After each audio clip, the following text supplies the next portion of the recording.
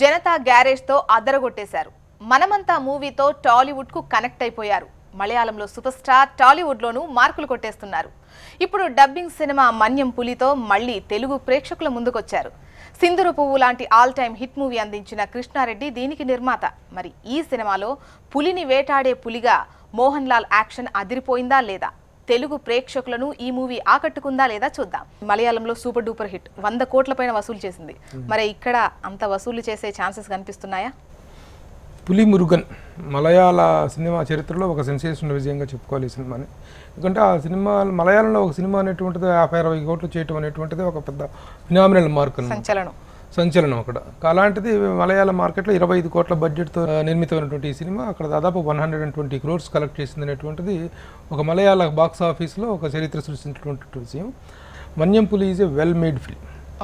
Is a well made film. ఎందుకంటే the film is making standards point of వ్యూలో కానీ it is a very good made film.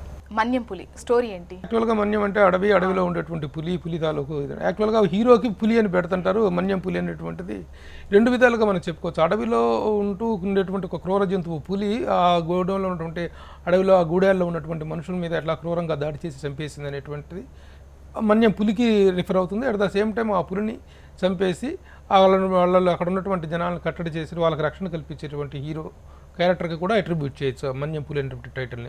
Story అంటే చిన్న వయసులో ఉన్నటువంటి హీరో తండ్రిని తన కళ్ళ ముందే చంపేసేసి దారుణంగా చంపుతుంటే ఆ పిల్లాడిని తప్పించేసి తండ్రి పులికి ఆహారంగా బలి అవుతాడు. ఆ రోజున ఆ పిల్లవాడి కళ్ళల్లో పెరిగినటువంటి కసి ఆ పులి అనేటువంటి తన కళ్ళ ముందే తన తండ్రిని ఇంత క్రూరంగా చంపితే ఆ పులిని చంపటం ఎట్లాగైనా తన లక్ష్యంగా చేసుకొని అతను పెరిగి పెద్దవాడే అడవిలో ఉండేటువంటి ఆ విద్యలు కానీ ఈ హంటింగ్కి సంబంధించినటువంటి విద్యలు కానీ నేర్చుకొని ఒక ఇదిగా తయారవుతాడు. ఆ తయారై ఆ పులిని ఎలా అటాక్ చేశాడు, అదే కాకుండా వాళ్ళ నుంచి ఆ రక్షణ ఎలా కల్పించాడు, ఆ కల్పిస్తూ మొత్తం ఆ అడవి మొత్తానికి కూడా ఒక మృగరాజులాగా అతనికి ఏది పన్యంలో ప్రజలకు ఏ కష్టం వచ్చినా సరే, లేకపోతే ముఖ్యంగా ఈ పులుల ద్వారా జంతువుల ద్వారా ప్రాణ హానికి వెళ్ళినా సరే అతని పేరు చెప్పుకునే స్థాయికి అతను పేరు ఎదుగుతుంది అనమాట. అలాంటి సమయంలో ఫారెస్ట్ డిపార్ట్మెంట్ వాళ్ళు అడవుల్లోకి వెళ్ళిపోయి వాళ్ళ మీద కొంత అట్రాసిటీస్ చేస్తుంటే వాళ్ళని ఎదుర్కోవటం కానీ, అలాగే తను చనిపోయే టైంకి తండ్రి చనిపోయే టైంకి చిన్న తమ్ముడు ఉంటాడు. తమ్ముడిని పెంచి పెద్దవాడిని చేస్తాడు. పెద్దవాడు చేసిన తర్వాత ఆ తమ్ముడు ఒక ఫ్రెండ్స్ ద్వారా విలన్ వర్గంలోకి వెళ్ళిపోతాడు. విలన్ వర్గంలోకి అమాయకంగా అది వెళ్ళిపోయి ఇరుక్కుంటే తమ్ముడి భవిష్యత్తు కోసం అని చెప్పేసి తను ఎలాంటి సాక్రిఫైస్ చేశాడో అట్లా ఇరుక్కున్నటువంటి తమ్ముడిని ఏ విధంగా రక్షించుకున్నాడు ఇదంతా మనం వెండి తెర మీద చూడాల్సి ఉంటుంది. అయితే సాహసాలు ముఖ్యంగా అతని క్యారెక్టరైజేషన్స్ని ఏ విధంగా మలిచాడు అనేటువంటిది చాలా ఇంట్రెస్టింగ్గా సాగుతుంది. మోహన్ లాల్ విషయానికి వద్దాం. సరణతోని ఈసారి కూడా ప్రేక్షకుల్ని సీట్లో కూర్చోబెట్టారు. డెఫినెట్గా కూర్చోబెట్టి మన్యం పులి అని కానీ ఇది ఒక యంగ్ డైనమిక్ హీరో చేయాల్సిన ఒక క్యారెక్టర్గా మనం ఎక్స్పెక్ట్ చేస్తాం ఈ టైటిల్ని చూస్తే. కానీ మోహన్ లాల్ నిజంగా ఆ వయసులో కూడా ఆ క్యారెక్టర్ని టర్న్ చేసిన విధానంగా, నా క్యారెక్టర్ని ట్యూన్ చేసిన విధానం రియల్లీ ద డైరెక్టర్ వైశాఖ్ ఈ did a very good job. అంటే మోహన్ లాల్ ఉన్నటువంటి ఇమేజ్ని, అతనికి ఉన్నటువంటి బాడీ లాంగ్వేజ్ని ఈ క్యారెక్టర్కి ఎలా అట్రిబ్యూట్ చేయాలి, ఏ విధంగా దాన్ని మేక్ యూజ్ ఆఫ్ ఇట్ అనేటువంటిది వెరీ గుడ్ ప్రెజెంటేషన్. జగపతి బాబు క్యారెక్టర్ ఏంటి సార్? కమలిని ముఖర్జీ అంటే మనకు పరిచయమైనటువంటి ఫేస్లో కమలిని ముఖర్జీ అండ్ జగపతి బాబు. జగపతి బాబు ఒక సాఫిస్టికేటెడ్ విలన్ క్యారెక్టర్. అతను మనకు ముందు క్యారెక్టర్గా పరిచయం అయ్యేటువంటిది ఒక సాధారణమైనటువంటి వ్యక్తిగా పరిచయం అవుతారు. ముందు తెర మీద ఫస్ట్ కనిపించేటువంటి ఫేసే అతని దగ్గర నుంచి ఫ్లాష్ బ్యాక్ చెప్తాడు అనమాట. అక్కడ ఉన్నటువంటి ఒక క్యారెక్టర్ ఆ ఫ్లాష్ బ్యాక్ చెప్పినప్పుడు ఫస్ట్ ఇంట్రడ్యూస్ అయితే ఏదో ఒక దీనమైనటువంటి ఒక బాధల్లో ఉన్నటువంటి వ్యక్తిలాగా ముసుగేసుకొని వస్తాడు. వచ్చిన తర్వాత ఎవరు ఈ క్యారెక్టర్ అనుకుంటున్నాగా ఫేస్ టర్న్ చేస్తే is none other than Jagapathi Babu, Kamalini Mukherjee, Mohan Lal మనకు తెలిసిన వాళ్ళు కాకుండా ఇంకా అదర్ క్యారెక్టర్స్ ఏమున్నాయి? పర్ఫార్మెన్స్ వైజ్ మనం చెప్పుకోదగినటువంటి లాల్ అనే ఒక క్యారెక్టర్ ఉంటున్నాడు. మన పందెంకోడిలో ఈ విలన్గా చేసినటువంటి Lal, that is one noted character మనకు తెలిసినటువంటి వాళ్ళు. అతను హీరో అనుచరుడుగా, మోహన్ లాల్ అనుచరుడుగా, ప్రియమైనటువంటి మిత్రుడుగా త్రూఅవుట్ క్యారెక్టర్ అదొకటి. ఇంకా మెయిన్గా చెప్పుకోవాల్సిన ఇంకో క్యారెక్టర్ పులి.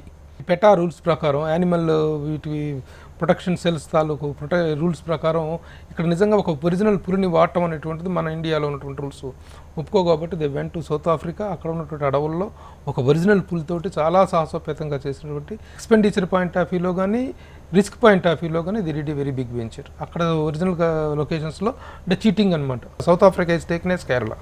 సార్ ఇటువంటి సస్పెన్స్ఫుల్గా ఉండేది, థ్రిల్లింగ్గా ఉండేటువంటి ఈ స్టోరీ తీసినప్పుడు ఆర్ఆర్ అనేది చాలా ఇంపార్టెంట్. మరి దీంట్లో మ్యూజిక్ సంబంధించి ఏం చెప్తారు? Music is very good. Real అసలు ఆ పులి వస్తున్నటువంటి సందర్భాల్లో కానీ, ఆ పులిని హంటింగ్ జరుగుతున్న సందర్భాల్లో ఒక్కొక్క జంప్ థియేటర్లో ప్రేక్షకుడు అలా ఉదిలికిపడేటువంటి రీ రికార్డింగ్ అనేటువంటిది ఇచ్చారు. చాలా బాగుంటుంది. డైరెక్టర్ వైశాఖ్కి సక్సెస్ చేరినట్టే మళ్ళీ డెఫినెట్గా already it is a super duper hit, sensational hit in Malayalam. తెలుగులో కూడా ఆ సక్సెస్ అనేటువంటిది ఆ స్థాయిలో కాకపోయినా కొంత స్థాయిలో తెలుగు ప్రేక్షకులు కూడా, అంటే ముఖ్యంగా మోహన్ లాల్ పాయింట్ ఆఫ్ వ్యూలో కానీ అతను కొంత డైరెక్టర్ పాయింట్ ఆఫ్ వ్యూలో మోహన్ లాల్కి హ్యాట్రిక్ అని చెప్పుకోవచ్చు. ప్రొడక్షన్ వాల్యూస్ విషయానికి వద్దాం సార్, ఎలా అనిపించింది? Mind blowing. Production values are really mind blowing. 25 crores సినిమా అనేటువంటిది అది మలయాళ బడ్జెట్కి ఎక్కువైతే కావచ్చు, కానీ ఖర్చు పెట్టిన ప్రతి రూపాయి కూడా తెర మీద కనిపించేటువంటి ఒక గ్రాండియర్ని మనం చూస్తాం సినిమాలో. మన్యం పులి గురించి ఫలానా మైనస్ ఫలానా ప్లస్ ఏవి చెప్తారు?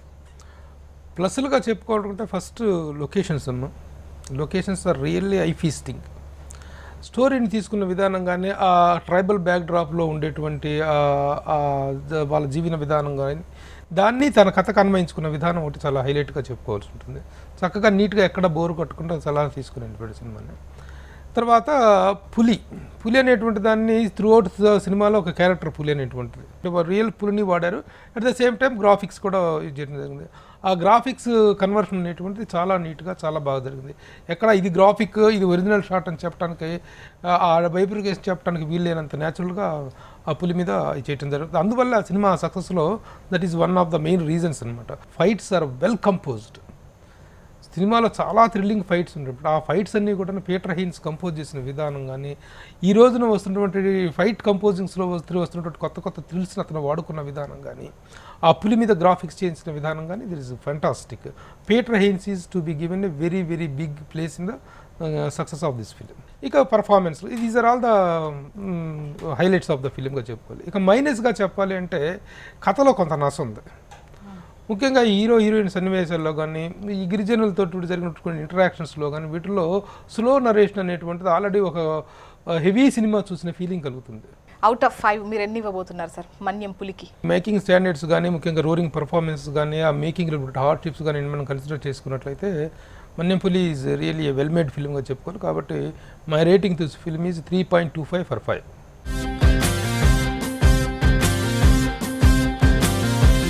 మొత్తానికి బొమ్మ బాగుంది అని చెప్తున్నారు మన్యం పులి గురించి. ఇక అరకు రోడ్లకు వెళ్దాం, అంతకన్నా ముందు ఒక చిన్న బ్రేక్ తీసుకుందాం.